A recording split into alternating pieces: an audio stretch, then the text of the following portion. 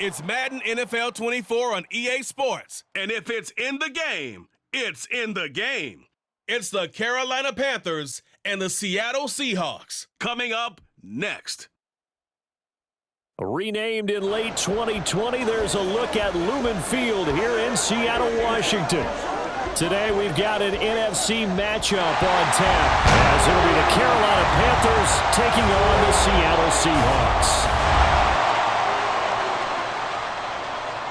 Alongside Charles Davis, I'm Brandon Gaudin. And Charles, this was a team after the Russell Wilson trade that looked like they might be bottoming out. But for years, the Seahawks have had great success in the NFL draft, as you well know. And they've used the last few drafts to really restock this roster. And they certainly have restocked this roster and have gotten back to playing football the way that they want to do it. Seahawks football, which means running the ball with authority on offense. They've added runners, offensive linemen, and now they're just being forceful in the way they're going about their business, the way that they did it when they ran to Super Bowls. Meanwhile, optimism reigning with the visiting Panthers. They've got a new coach, they've got a new quarterback, and they've got a real chance to be a playoff team in 2023. And a lot of it starts on the defensive side of the ball, where they've been good for the last few seasons. If the offense joins them, they will be a tough out in the NFC South.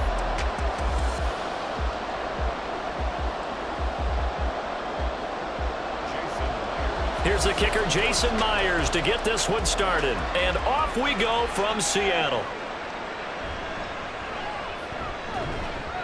And he'll take it a yard or so past the 20, call it the 21. So here are the Panthers set to take over for the first time. And Charles will get a look at the much-heralded rookie Bryce Young, the first overall pick from April's draft. Bryce Young, the quarterback out of Alabama with a Heisman Trophy in his hip pocket, is the new face of Carolina football. 80 touchdowns, just 12 picks in his college career for the Crimson Tide. He may be a little small in terms of size, but potential, massive.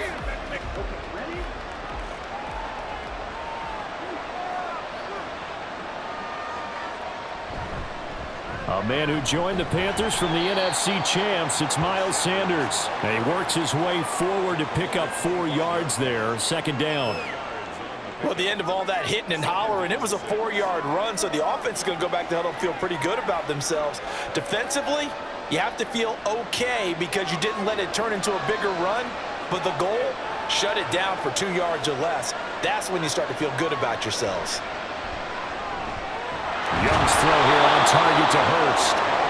7 yards there and a first down.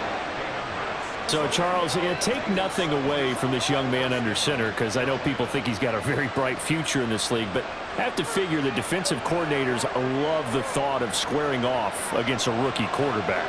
And especially if they have guys they can put together a game plan with that's going to confuse, disguise a lot of coverage, make this kid think a little bit. Because in college, he's seen a lot of things. Let's not get it wrong here. But at the same time, in the NFL, you can do so much more because of the athletes you have, because of their football IQ. And don't forget, you're going to throw a couple extra rushers at him as well. See if he can handle the pressure when those guys come at him. Looking for more there on first down, but this throw downfield, incomplete. And they've been kept off the scoreboard in this first half, but here toward the end, they're trying to change that in one fell swoop, but that winds up incomplete. Young's incompletion on first down leads to a 2nd and 10. Looking to throw. They'll try and set up the screen. It's complete. They do get a yard there, but only a yard. Leaves them with 3rd and 9 looming. Good reactions there defensively. That screen was a little slow in developing, and they shut that one down with little gain. They'll come to the line here needing 9 yards to pick up the first.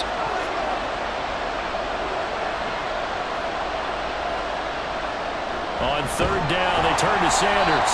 And he'll only get this to about the 35, well short of the line to gain. And they're going to take a timeout defensively. So with 4th down coming up, they go ahead and burn it and say we'll see what happens.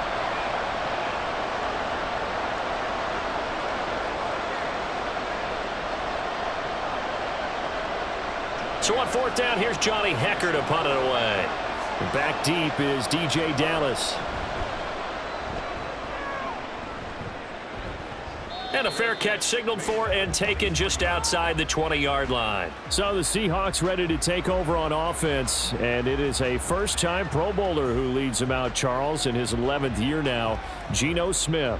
When the Seahawks named Smith the starter last season, it gave him an opportunity he wasn't sure he would get again. And then he became one of the best quarterbacks in football and sustained it across a full 17 games, winning Comeback Player of the Year. Saved his career with last season and keeps the Seahawks as true contenders.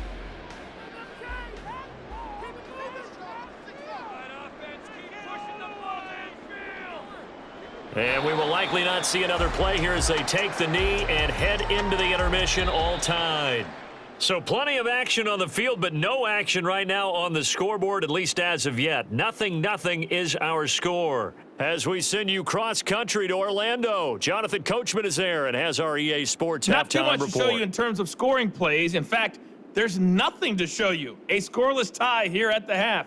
Both of these defenses have been outstanding thus far. Okay, Coach. Yeah, adjustments likely going to play a big role in this third quarter in what's been a tight contest so far.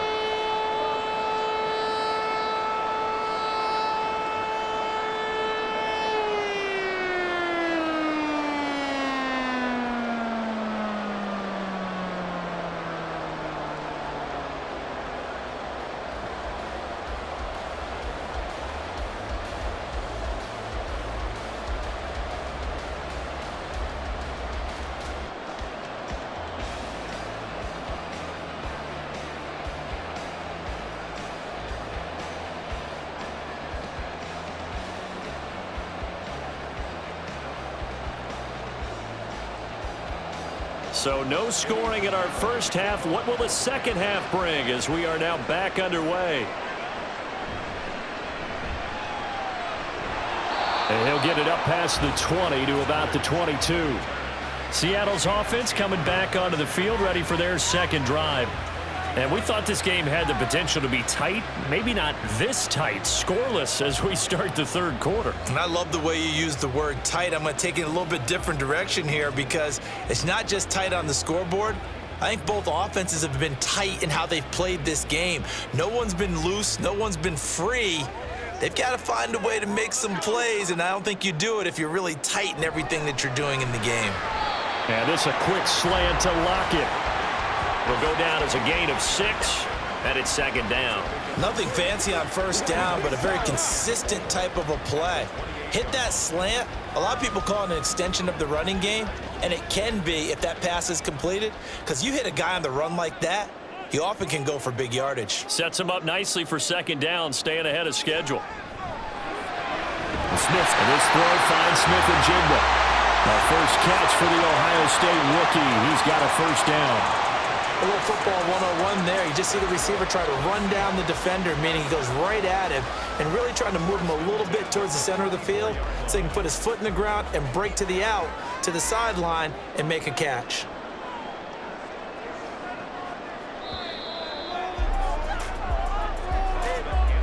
And as they come to the line, they will not be able to get off another play as time has run out on this third quarter.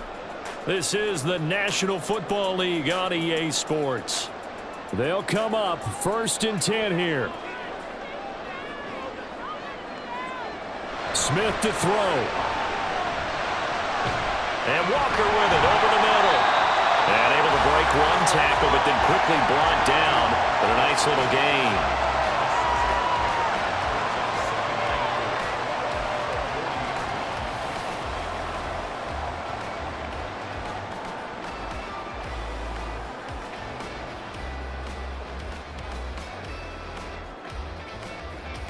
Here comes second down. Here's Smith. And that falls to the ground, incomplete. A nice job of bodying him up defensively, and now it brings up third down. He did a fine job there of not hitting him before the ball arrived, and I've got to tell you, you can often mistime that play because of the angles of approach. When you're going to get him, sometimes you panic as well and think, I've got to be there right now. Instead, in this case, timed it perfectly and knocked it free.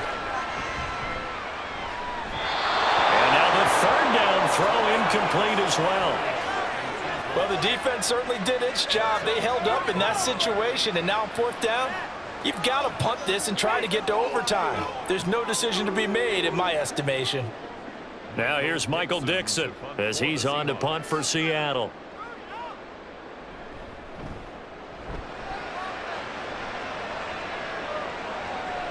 That's returnable now for Smith. A good return there, call it 13 yards. And control of the football switching hands here with very little time remaining in this contest.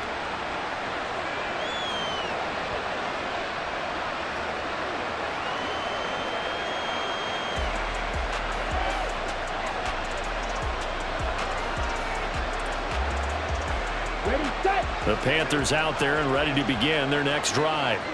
And Charles, obviously not much time left. I'm curious to see if there's enough for them to get into field goal range and try to win this thing. And partner, you and I both know the safe calls to kneel and just take it into overtime. But it's also very tough to pass up a chance to win it right now as well. But remember, if you do attempt that, it's got to be a big play downfield and still leave yourself enough time to get your field goal unit out there and kick for the win. Here's 2nd down. Young. A throw left sideline falls incomplete. Incomplete pass there is probably the best scenario going because if he catches the football, clock's probably going to run out in that situation.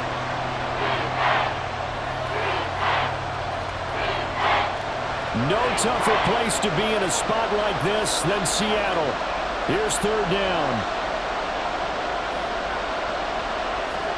Now Young.